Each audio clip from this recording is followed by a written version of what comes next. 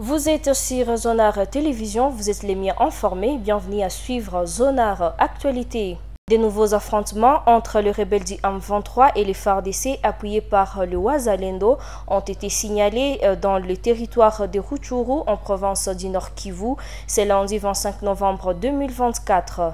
D'une part, nos sources renseignent qu'un convoi de M23 est tombé dans une embuscade de Wazalendo au niveau des Mirambi et d'autre part, l'on signale une activité de présumés FDLR autour de Kisharo, c'est dans le groupement de Mbinza. Les détails avec Christelle Barungu. Suivez.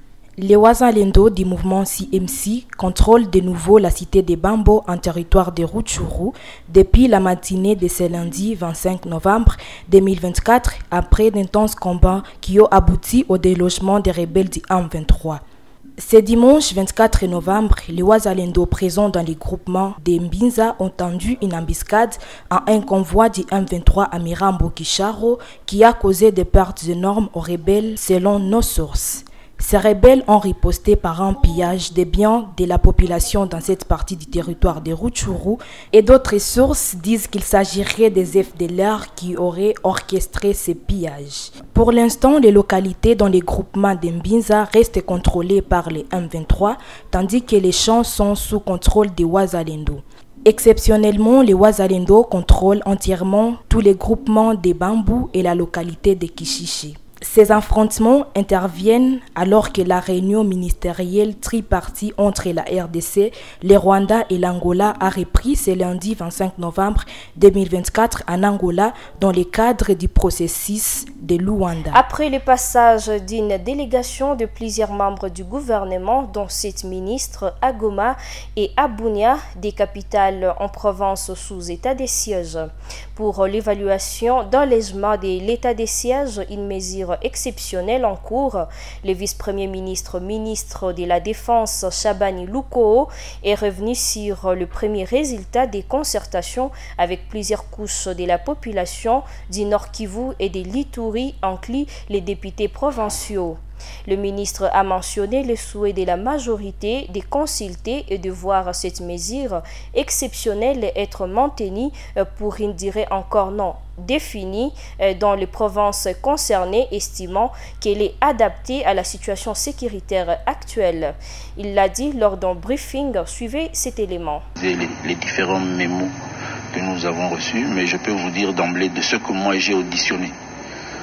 En assistant Madame le Premier ministre, j'ai auditionné des opinions de couches significatives, par exemple comme l'association des chefs coutumiers, qui ne sollicitent pas une levée immédiate de l'état de siège pour la simple et unique raison qu'elles estiment que leurs contrées sont des zones de guerre opérationnelle et que la situation sécuritaire de leur contrée ne devrait pas permettre à ce que du jour au lendemain, on puisse sortir de cette situation d'exception qui donne le pouvoir à notre armée de la gestion de leur contrée. Donc, l'information que vous avez sur cette question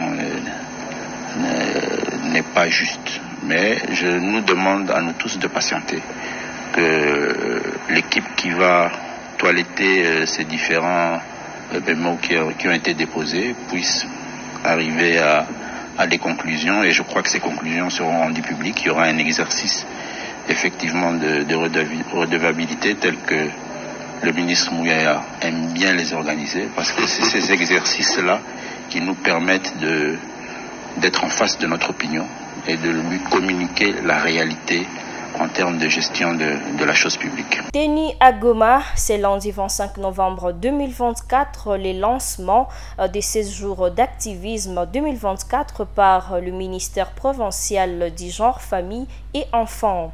Pour cette année, ces 16 jours d'activisme contre les violences basées sur les genres tourneront autour du thème provincial « Riposter et se construire après les violences ». La cérémonie du lancement a été présidée par la conseillère du gouverneur de la province du Nord Kivu, Priska Luanda Kamala. Suivez ces propos recueillis par Sylva Kanduki.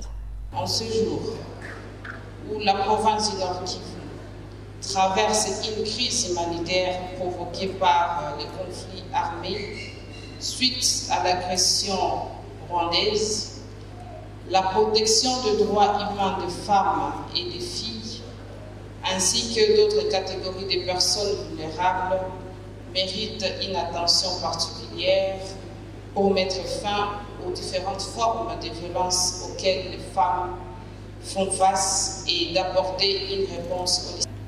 Mesdames et messieurs, distingués invités, nous devons nous unir à accompagner toute bonne initiative de lutte contre les violences basées sur les genres afin de protéger les femmes et les jeunes filles de notre province.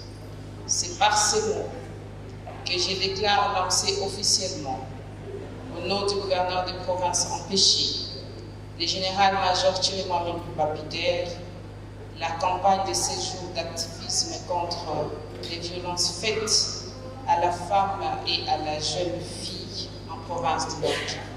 Toujours à Goma, la soirée Evening in Black, une soirée qui a réuni plusieurs entrepreneurs locaux et influenceurs de la ville de Goma, a eu lieu dans la nuit de ce dimanche 24 novembre 2024 à l'hôtel Serena. Cet événement, qui a accueilli plusieurs figures emblématiques de la ville, a servi à des cadres d'échange d'expérience et d'orientation entre les entrepreneurs émergents et les débutants dans le but de promouvoir la production et la consommation de produits locaux. Suivez ces reportages que nous signe Sylva Kandoki.